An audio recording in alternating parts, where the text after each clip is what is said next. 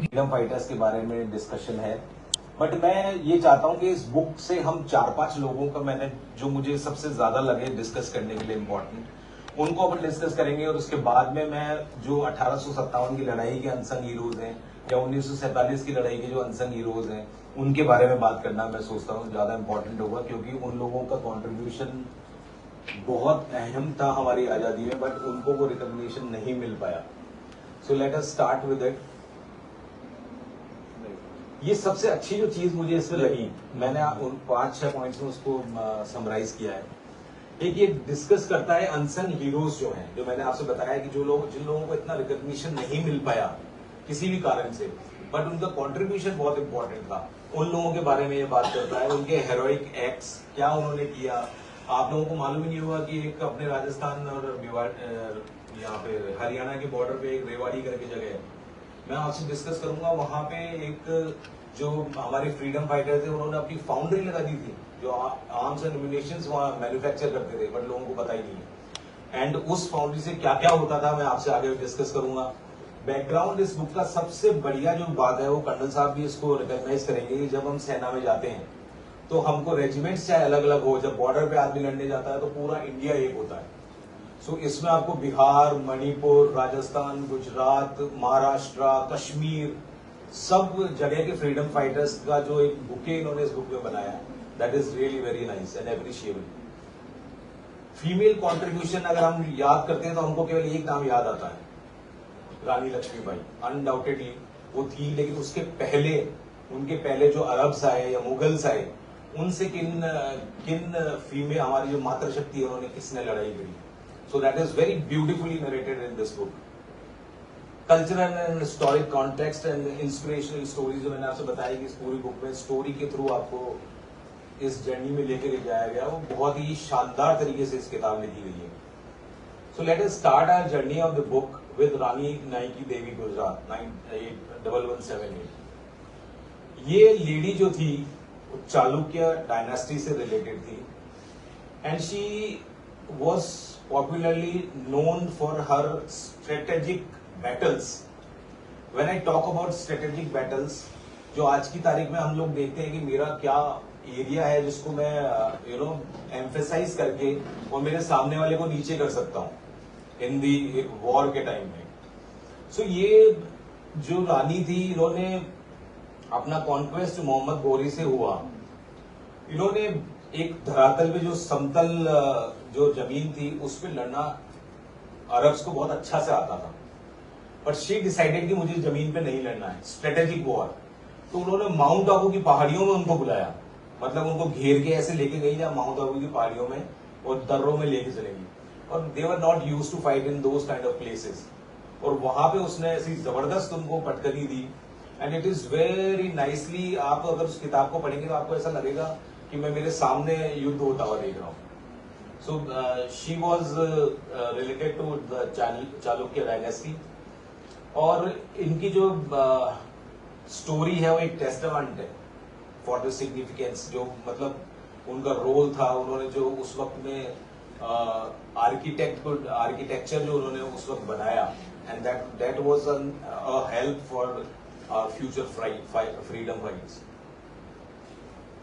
Maharana Kumbha of Mewar, ये आदमी इतना जबरदस्त आदमी थे कि इनका नाम अगर आप दुश्मन के सामने लेते थे तो उनकी हालत टाइट हो जाती। एंड ही वॉज, उनकी हाइट थी करीब 8 फीट 8.5 फीट की, and such a huge man. आप लोग जरूर कुंभल में गए होंगे, वहां पे आपने शिव जी का वो शिवलिंग है करीब 5 फीट ऊपर, इतना ऊंचा, 5, 5.5, 6 फीट का शिवलिंग है। कहते हैं कि महाराणा कुंभा उसमें बैठ के उसके ऊपर बीलपत्र और वो चढ़ाते थे, He was of such stature। तो इन्होंने जो कुंभलगढ़ का किला बनाया, वो किला आज की तारीख में यूनेस्को हेरिटेज साइट है, and that is world record उसका है कि ये सबसे लंबी किसी किले की बाउंड्री है। And later on after his he went away, और जो इनकी आगे लड़ाइयां हुई मेवाड़ में, तो इस किले ने और इसकी जो किले की बनावट है चारों तरफ से, उसमें फ्रीडम फाइट्स के अंदर बहुत इंपॉर्टेंट रोल प्ले किया। क्योंकि इतनी मजबूत है कि किले की दीवारें करीब 8-8, 10-10 फीट की उस टाइम के ऊपर पहाड़ के ऊपर बनाया. So and it was you know a man जिसको कोई सोच भी नहीं सकता था कि मैं कोई इसको मार सकता है. But how he died, very unfortunate. एक दिन वो बैठे हुए पूजा कर रहे थे, बट उनके बेटे ने पीछे से आके and he stabbed him. So that is how he left. Ahilyabai Holkar, ये इंदौर की रानी थी एंड ये अपनी मर्जी से रानी नहीं बनी.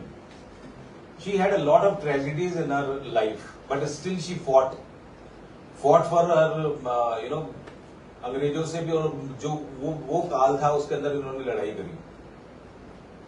इनके पति की डेथ हो गई थी बड़ी अर्ली एज में. फिर एक इनके बेटा हुआ, वो थोड़ा सा दिमाग से सही नहीं था, तो इनको गद्दी पे बैठना पड़ा. And she had to fight so many. इन्होंने लड़ाइयां उनसे अपने दुश्मनों से उस वक्त लड़ी. मातृशक्ति. When I was talking with you about the diversity, जो पूरे हिंदुस्तान की अलग अलग इन्होंने जो इस किताब में छापा है, तो ये कश्मीर के थे ललितादित्य. इन्होंने वहां पे उस टाइम के अंदर जो नदियों पे पुल बनाए कि मेरी जो राशन की सामग्री जाएगी, क्योंकि अरब्स ने उस वक्त हिंदुस्तान में आना चालू कर दिया था.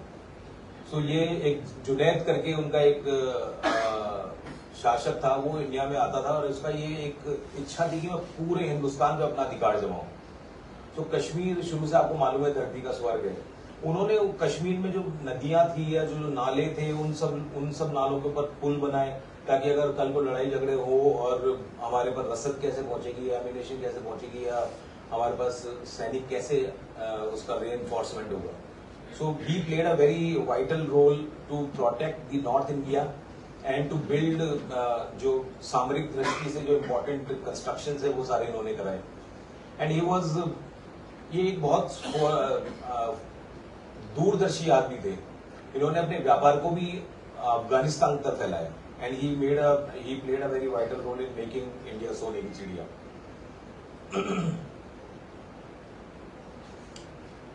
बेगम हजरत महल ऑफ अवध, इनके बारे में फिर भी आपने सुना होगा. She was a concubine of Nawab of Awadh. Britishers ने जब नवाब को निकाल दिया तो इन्होंने चार्ज लिया और 1857 की जो लड़ाई थी उसमें she played a very important role. इन्होंने बेसिकली जो हिंदुस्तान के लोग थे, जो आजादी के टाइम में जो पटेल साहब ने काम किया था, वो काम उन्होंने उस वक्त किया कि जब तक सारे हिंदुस्तान के जो सूबे हैं या स्टेट्स हैं, जो प्रिंसली स्टेट्स है उस वक्त थे, वो सब अगर यूनाइट नहीं होंगे तो अंग्रेजों को यहाँ से भगाना बड़ा मुश्किल होगा. So she played a very important role in doing that. And she was known as a symbol of resilience. मैं थोड़ा जल्दी चल रहा हूँ ताकि अपन पूरा जिनके बारे में ज्यादा बात करना चाहता हूँ उनके बारे में आपसे बात करूँ.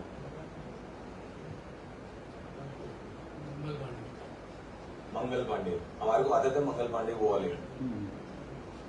But he was the man who started 29 मार्च 57, जो एक आग थी भारत को आजाद कराने की. वो इन्होंने 1857 में इन्होंने लगाई. 1957 लिखा हुआ है, गलत लिख दिया, बट 1857 29 मार्च. इनकी कहानी आप सबको मालूम है, मैं ज्यादा उसको डिस्कस नहीं करूंगा. And the next person is First Lady, 1857. And उनके बारे में जो भी बोला जाए वो सब कम है, बट मैं केवल एक लाइन बोलूंगा, खूब लड़ी मर्दानी वो तो झांसी वाली रानी. हर कंट्रीब्यूशन हम सब उनके ऋणी हैं कि उन्होंने उस वक्त में इतना बड़ा कंट्रीब्यूशन दिया. अपने बेटे को कंधे में लाद के अगर उन्होंने कोई लड़ाई करनी पड़ी तो वो भी उन्होंने की.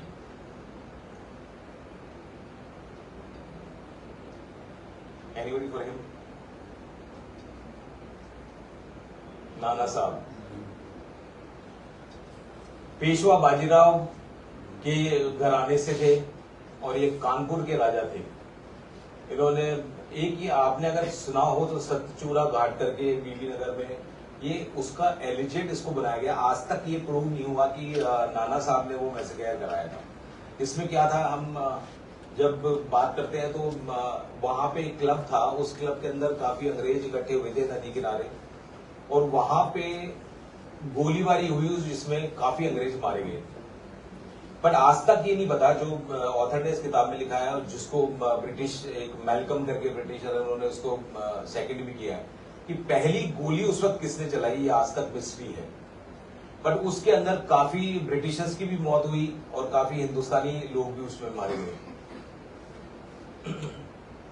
लेकिन नाना साहब उसके बाद गायब हो गए और किसी को दिखे नहीं, बट बिहाइंड दी पर्दा वो काफी जो मूवमेंट थे उनके लिए फंड्स इकट्ठा करना, वो काम लास्ट तक अपने करते रहे।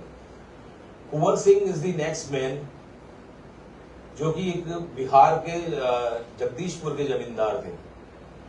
Eight the age of 72 also he fought and he led, कि अपने वहां के जितने भी आस पड़ोस के जो सूबे थे उन सबको लीड करके उन्होंने उस वक्त भी वहां पे ब्रिटिशर्स से लड़ाई लड़ी, जब तक कि वो 1858 में मारे नहीं गए। ये 19 है, 18 है इसको। इन्होंने जो वेपन्स वगैरह इकट्ठा करके और उनको क्योंकि क्या है कि लास्ट में इनकी एज जो थी वो बहुत ज्यादा हो चुकी थी, and he was not able to move on the horses on the elephants to the battlefields, और बंदूक चलाने में इनको प्रॉब्लम आने लगी थी। तो उस वक्त इन्होंने जो वेपन्स इकट्ठे करने का काम था वो इन्होंने चालू किया, एंड उनको जो प्रोवाइड करवाना है, जो आगे लड़ने वाले लोग हैं उनको प्रोवाइड करवाने का काम इन्होंने किया। 1858 होना चाहिए। जी साहब। तुलाराम, ये जिनकी मैं बात कर रहा था आपसे, he was ruler of Rewari, and इन्होंने एक फाउंड्री बना दी थी वहां पे, जिसमें आर्म्स एंड एमिनेशन बनाते थे और उसको अक्रॉस द कंट्री उस जमाने के अंदर बेचते थे।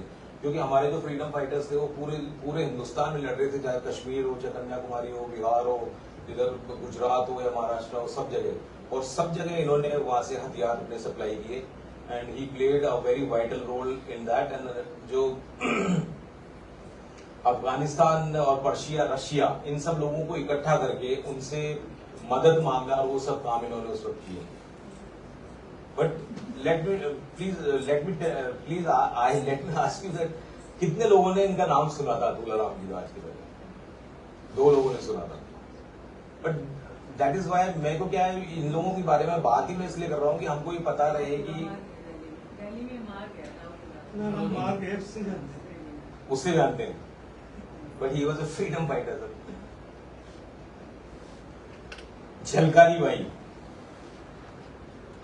मुझे बहुत पसंद है इनकी कहानी। इसको किसी से रिलेट कर सकते हैं आप? ये तो किसके साथ हो सकती है? ये थी झांसी की रानी के साथ।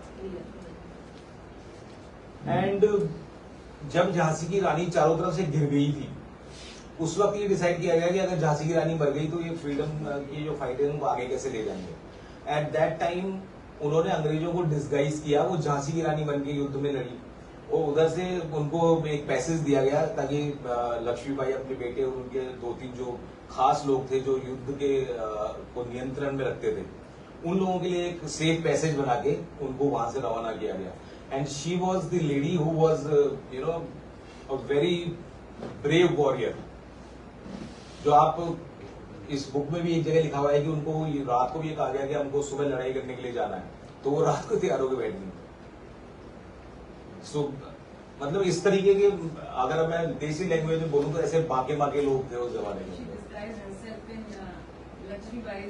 That is what I am telling you. Now जो लास्ट का जो फेज था, वो फेज में कई लोग थे, इनका नाम भी नहीं सुना होगा। गीता भाभी, उषा मेहता, ये वो लेडी थी। उस वक्त में कांग्रेस रेडियो होता था, उस फिल्म भी आई हुई, मेरे को ध्यान नहीं, लोहिया जी के साथ थी। हाँ, लोहिया जी के साथ। तो इन्होंने मतलब पूरा का पूरा उसको कंट्रोल करना, मैसेजेस कैसे जाने हैं, इंटरसेप्शन के बावजूद कैसे जाता है, उसको आगे पहुंचाना, पूरी की पूरी रूपरेखा तैयार करना, ये सब इनका उस वक्त काम हुआ करता था। Abdul Kalam Azad. So he was also, हालांकि इनको रिकॉग्निशन मिला, but why I thought it is important to discuss him, क्योंकि ये हिंदू मुसलमानों का जो आज की तारीख में एक विभत्स रूप हमको देखने को मिल रहा है. He was the man who said कि ऐसा कुछ नहीं है, हम सब साथ में हैं. And he tried his level best to you know इस खाई को समाप्त करने के लिए इन्होंने बहुत बड़ा योगदान दिया. ये भी मुझे बहुत पसंद है. करतार सिंह सरभा, केवल 19 साल की उम्र में इनकी मृत्यु हुई थी और वो भी मार दिया था अंग्रेजों ने. इनका काम क्या था कि एक अमेरिका में नॉर्थ अमेरिका में इंडियंस की एक संस्था थी जो उस वक्त फ्रीडम फाइटर्स को पैसा भी इकट्ठा करके देती थी, प्लस हथियारों का भी जखीरा पहुंचाते थे शिप से उस जमाने के अंदर. And he was instrumental in doing that. But somehow क्योंकि भेदिए सब जगह होते हैं, वो पकड़ में आ गए and he was executed at the age of 19 only.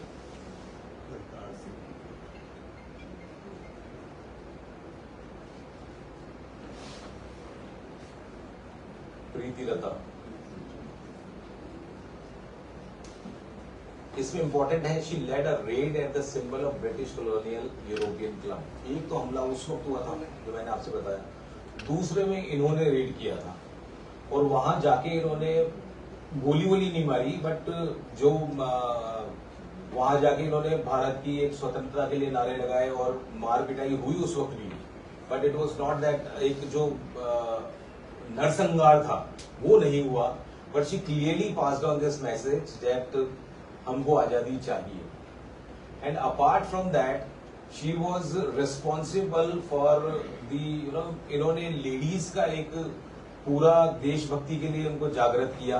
And she spread this message across the मातृशक्ति कि हमको जब तक हम आगे नहीं आएंगे देश आजाद नहीं हो पाएगा. तो she is responsible for that also. And that's all from me about the book. जय हिंद, जय Bharat.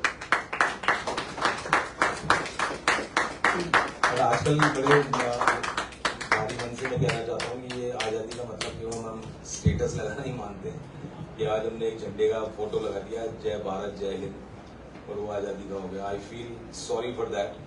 And I was just discussing with my wife on the way here कि ये आज़ादी का मतलब नहीं है.